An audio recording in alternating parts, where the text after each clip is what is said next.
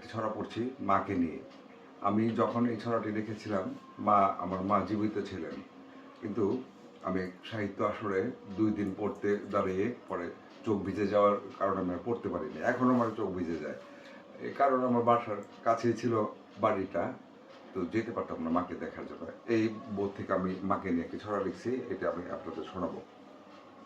মা যে আমার, আম কাঁঠালের বনের ধারে আমার ছোট গা, সেই গায়েতে একলা বসত করছে আমার মা।